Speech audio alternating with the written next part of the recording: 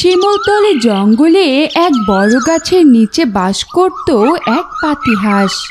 সে সারা দিন নদীতে খাবার সংগ্রহ করত। একদিন সন্ধ্যায় সে বাসার দিকে যেতে যেতে বলল, সারাদিন একা একা আর কতদিন খাবার সংগ্রহ করব? কবে যে আমার ছানা হবে আর কবে যে আমায় মা বলে ডাকবে, তাদের সাথে খেলবো, মজা করব, ছানাদের এখানে সেখানে ঘুরতেও নিয়ে যাব। এসব বলতে বলতে পাতিহাঁস তার বাসার সামনে এসে পৌঁছায়। বাহ, আজ এত তাড়াতাড়ি এসে পৌঁছালাম। আমার ছানার কথা ভাবতে ভাবতে পথ যে কখন ফুরিয়ে গেছে আমি টেরই পাইনি। সারাদিন অনেক পরিশ্রম করেছি, এখন একটু ঘুমিয়ে নেই। পরদিন সকালে সে ঘুম থেকে উঠে আবারও খাবারের সন্ধানে বেরিয়ে পড়ে। এভাবেই পাতিহাঁসের দিন কাটতে লাগলো। একদিন রাতে সে একটি ডিম পাড়ে। সকালে উঠে সে বলে, বাহ, এতদিন পর তাহলে আমি আমার ছানার মুখ দেখতে পারবো।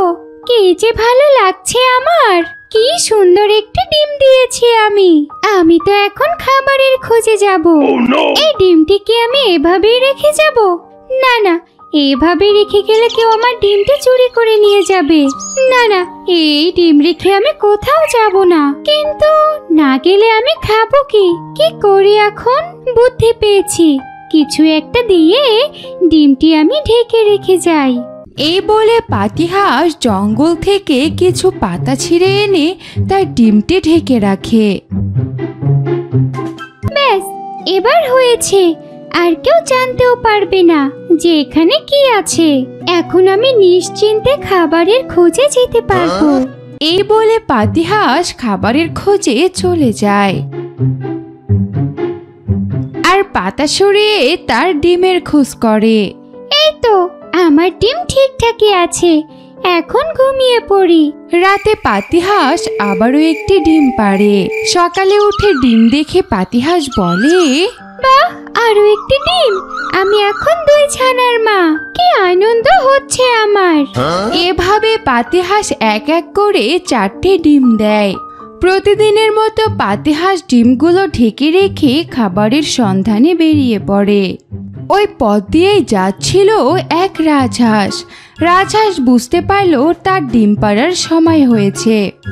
তখন রাজহাঁস আশেপাশে তাকিয়ে দেখলো ডিম পাড়ার মতো কোনো পরিবেশ আছে কিনা। একটু দূরে সে বটগাছের নিচে দেখতে পেল ছোট্ট একটা বাসার মতো। মনে হচ্ছে ওই দূরে একটা বাসা দেখা যাচ্ছে।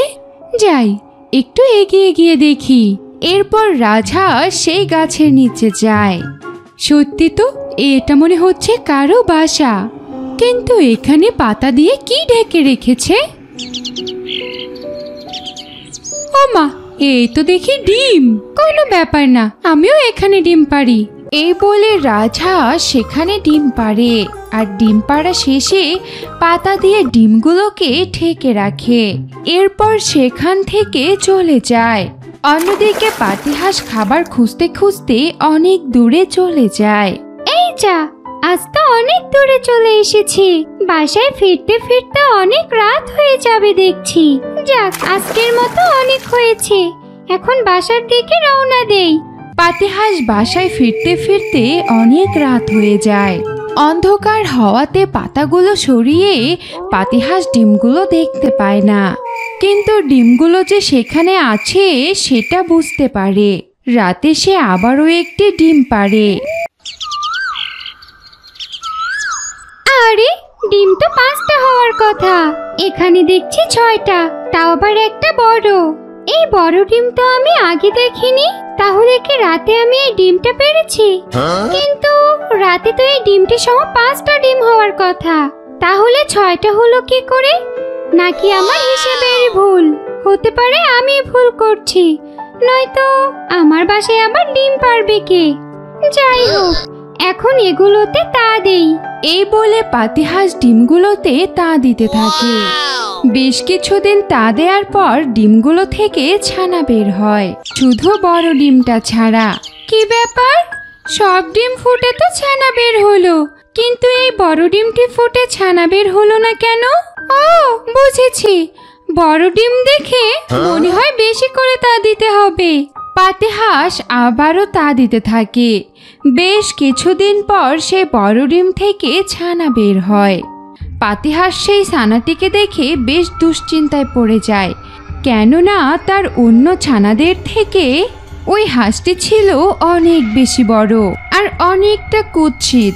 এভাবে ছানাগুলো আস্তে আস্তে বড় হতে থাকে আর বড় ছানাটাও বড় হয়।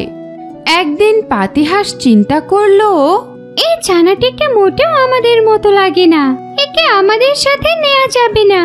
এই ছানারা, তোমরা সবাই এদিকে এসো। আজ থেকে বড় ছানা বাসায় থাকবে, আমরা ওর জন্য খাবার নিয়ে আসবো, ও আমাদের সাথে যাবে না। ঠিক বলেছো মা, এই কথাটা আমরাও তোমাকে বলতে চেয়েছিলাম, কিন্তু বলার সাহস পাইনি। ওকে আসলে আমাদের সাথে মানায় না। আমরা সবাই কত ছোট আর কত কিউট, আর ও কত বড় আর কত বাজে। শোনো ছানা, আজ আমি তোমাদের নতুন এক জায়গায় ঘুরতে নিয়ে যাব। সবাই বড় ছানাকে বাসায় রেখে সেখান থেকে চলে যায় আর বড় ছানাটি মনে মনে অনেক কষ্ট পায়। আমি দেখতে বড় আর উদ্ভট, এটা কি আমার দোষ? সবাই আমাকে কত ঘৃণা করে, আমাকে ছেড়ে সবাই ঘুরতে গেল।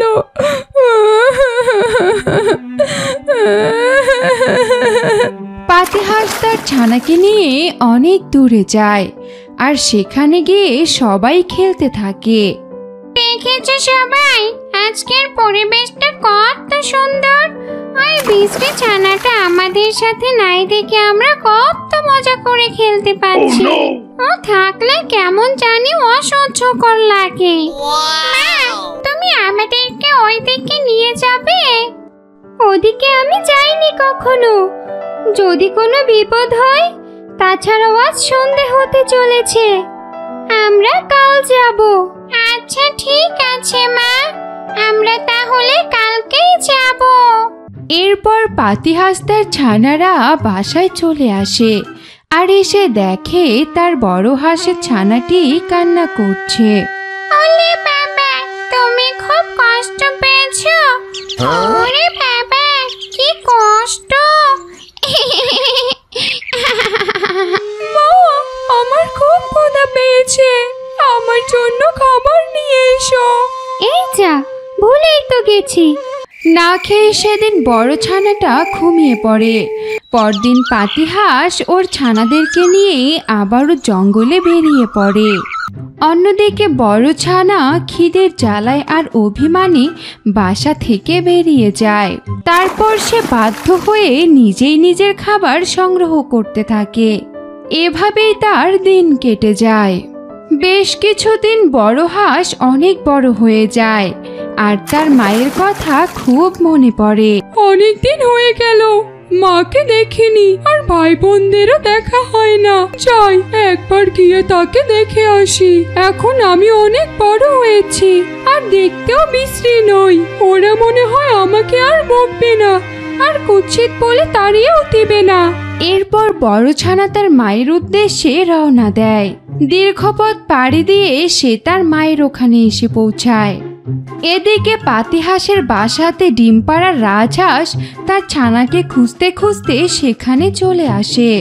রাজহাঁসকে দেখে পাতিহাঁস বলে, আরে রাজহাঁস, তুমি আমার বাসায়? খুব জরুরি প্রয়োজনে এলাম পাতিহাঁস দিদি। মা দেখেছো, সেই বৃষ্টি ছানাটা আবার এসেছে। আমরা তো ভেবেছিলাম ওকে কেউ খেয়ে নিয়েছে। এই, তোমার লজ্জা শরম কিছু নেই নাকি? তোমাকে কত অপমান করেছি, না খাইয়ে রেখেছি, তারপরেও তুমি এখানে এসেছো? কি? তার মানে তোমরা ওর উপর এত অত্যাচার করেছো? তোমরা এত খারাপ? তোমরা শোনো, এই ছানাটি আমার। আমি কয়েক মাস আগে তোমাদের বাসায় ডিম পেড়েছিলাম, সেই ডিম ফুটে এই ছানাটা বের হয়েছে। ওর উপর তোমরা এত অত্যাচার করেছো, ভাবতে আমার ঘৃণা হচ্ছে। ভুল হয়ে গেছে, আমাকে মাফ করে দাও রাজহাঁস দিদি। কখনো না, তোমাদের মতো অহংকার পাতিহাঁসদের কখনোই মাপ করা যায় না। তোমরা এক্ষুনি এই এলাকা ছেড়ে চলে যাও। এরপর পাতিহাঁস আর তার ছানারা সেখান থেকে চলে যায়।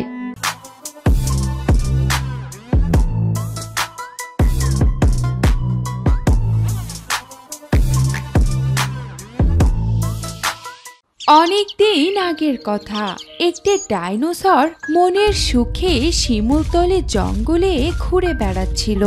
ডাইনোসর সেদিন খুবই আনন্দে ছিল, কারণ সেদিন সকাল সকাল শিকারের খোঁজে বেরিয়েই একটি হরিণ শিকার করেছে। সেই হরিণটি খেয়ে তার পেট একেবারে ভরপুর ছিল। ডাইনোসর বনের যেদিক দিয়ে যাচ্ছিল সেদিকে অনেক ঘাস। রাজহাঁসকে দেখে ডাইনোসর বলল, আরে আজ সকাল সকাল দুটো শিকার পেয়ে যাব, আমি তো ভাবতেই পারিনি। ওহ, রাজহাঁসটি দেখতে কত সুন্দর, না জানি খেতে কত সুস্বাদু। কিন্তু আজ তো আমার পেটে একটুও খিদে নেই। একটু আগেই আজ তো এক হরিণ খেয়ে এসেছি, এখন আবার এত বড় একটা রাজহাঁস খাওয়া যাবে না। কি করা যায়, কি করা যায়?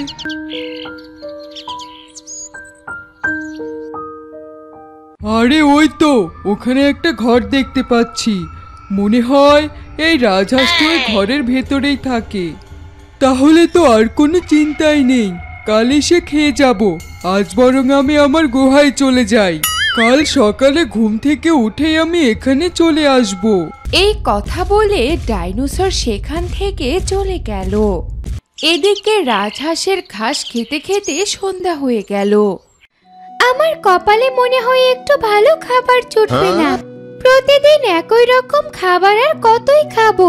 আমার তো মাঝে মধ্যে একটু নদীর তাজা মাছ খেতে ইচ্ছে করে, কিন্তু এই জঙ্গলের আশেপাশে তো কোনো নদীও নেই। এই আস্তানা ছেড়ে অন্য কোথাও গেলেই তো আমাকে এই জঙ্গলের বড় বড় প্রাণী, বাঘ, সিংহ, ডাইনোসর দেখতে পেলেই খেয়ে নেবে। এই বড় প্রাণীদের যন্ত্রণায় আমি মনে হয় আর স্বাধীনভাবেও চলাফেরা করতে পারবো না। যাকে কি আর করার। সন্ধ্যা হয়ে যাওয়ার কারণে রাজহাঁস তার ঘরের ভেতরে ঘুমোতে চলে গেল। পরদিন সকালবেলা রাজহাঁস একইভাবে ঘাস খাচ্ছিল, আর অন্যদিকে ডাইনোসরও চলে এলো রাজহাঁসকে খাওয়ার জন্য। কিরে রাজহাঁস, ঘাস খাচ্ছিলি বুঝি? হ্যাঁ ডাইনোসর বোন, ঘাস খাচ্ছি। দেখছো না ঘাসগুলো কত বড় বড় হয়েছে? ও আচ্ছা আচ্ছা, এই রাজহাঁসকে খেতে হলে প্রথমে আগে ওকে মারতে হবে, তারপরে খুব সহজেই খাওয়া যাবে। কিন্তু এখন কিভাবে যে শুরু করি? কি ভাবছো ডাইনোসর বোন? না কিছু না, ভাবছি তুই এই জঙ্গলে একা একা কি করিস? তোর বন্ধু বান্ধবরা কই? আর তোর মালিক দেখছে একেবারেই বোকা, তোকে একা একা এই জঙ্গলে রেখে চলে গেছে। আরে ডাইনোসর বোন, আমার বন্ধুরা সবাই ওদের মালিকের কাছে, আর আমি রাগ করে একা একা জঙ্গলে চলে এসেছি। কেন তুই একা একা পালিয়ে আসছিস কেন? জানো ডাইনোসর বোন, আমার মালিক না খুবই দুষ্ট। আমার কাছে ডিম নিয়ে বাজারে বিক্রি করে দেয়, কিন্তু আমাকে ভালো মন্দ খেতেই দেয় না। আর যখন আমি ডিম না দেই তখন আমাকে খাওয়ানোই বন্ধ করে দেয়। এই অত্যাচার সহ্য করা যাচ্ছিল না, তাই আমি জঙ্গলে পালিয়ে এসেছি। কিন্তু তুই পালিয়ে এসে তো খুব বড় ভুল করে ফেলেছিস। কেন বোন, আমি আবার কি করলাম? কেন আবার? তুই জানিস না এই জঙ্গলে অনেক হিংস্র প্রাণী থাকে, ওরা যে কোনো সময় তোকে মেরে খেয়ে ফেলতে পারে। আর তুই যেহেতু কোনো না কোনো দিন কোনো প্রাণীর খাবার হয়ে যাবে, তাই বলছি কি তুই আমার খাবার হয়ে যা। তুমি কি বলতে চাইছো ডাইনোসর বোন? তুই বুঝতে পারছিস না, আমি তোকে মেরে তোকে খেতে চাই। রাজহাঁসটি ছিল অনেক চালাক, সে তখন বুদ্ধি করে বলল, আচ্ছা ডাইনোসর দিদি, তুমি যদি আমাকে মেরে ফেলো তাহলে কয়দিন খেতে পারবে? আমি তো তোকে একদিনেই খেয়ে শেষ করে ফেলতে পারবো। আরে ডাইনোসর দিদি, তুমি যদি একটু মাথা খাটাও তাহলে একদিন কেন, তুমি আমাকে 7 দিন বসে বসে খেতে পারবে। কি বলছিস? তুই কি পাগল হয়ে গেছিস? তোর কি মাথা ঠিক আছে? আরে ডাইনোসর দিদি, আগে আমার কথাটা শোনো। তোমাকে দেখে জঙ্গলের সবাই অনেক ভয় পায়, কারণ তুমি হিংস্র প্রাণী। আর আমি হলাম সাধারণ একটি রাজহাঁস। আমি যদি আমার এই আস্তানা ছেড়ে অন্য কোথাও যাই, তাহলে এই জঙ্গলের অনেক হিংস্র প্রাণী এসে আমাকে খেয়ে ফেলবে। তাই তুমি আমার জন্য মাছের শামুক ধরে আনবে, আর এই মাছের শামুক খেয়ে আমি অনেক মোটা তাজা হব। তখন আমার শরীরে অনেক মাংস হবে। তখন তুমি আমাকে 1 মাস লাগিয়ে খেতে পারবে। আমার জন্য নদী থেকে মাছ আর শামুক নিয়ে আসা কোনো ব্যাপারই নয়। কিন্তু এতক্ষণ তুই যা যা বললি সব কি সত্যি কথা? হ্যাঁ ডাইনোসর বোন, সব সত্যি কথা। তুমি দেখো না, মানুষ তাদের রাজহাঁসকে মাছ, শামুক, ঝিনুক খাওয়ালে তারা তাড়াতাড়ি ডিম দেয় আর কত মোটা তাজা হয়ে যায়। তার মানে বুঝেছো, রাজহাঁসের জন্য মাছ আর শামুক, ঝিনুক অনেক পুষ্টিকর খাবার। সব তো বুঝলাম, তবে তুই যদি এখান থেকে পালিয়ে যাস তখন? কি যে বলো না ডাইনোসর বোন, এই যে আমার ঘরটি দেখতে পাচ্ছ না, আমি যদি এখান থেকে পালিয়ে যাই তখন আমি এই ঘরটি নিয়ে যাব কি করে? আর রাতের বেলা ঘর ছাড়া তো জঙ্গলে থাকা যাবে না। ঠিক আছে, তোর প্রতি আমার বিশ্বাস আছে। আমি তাহলে তোর জন্য নদী থেকে মাছ আর শামুক নিয়ে আসছি। এই কথা বলে ডাইনোসর নদীতে গেল আর নদী থেকে অনেকগুলো শামুক আর মাছ নিয়ে এসে রাজহাঁসকে খেতে দিল। এই নে, তোর জন্য মাছ আর শামুক নিয়ে এসেছি। তুই আজ থেকে খাওয়া শুরু কর, আমি আগামীকাল আবারও নিয়ে আসবো।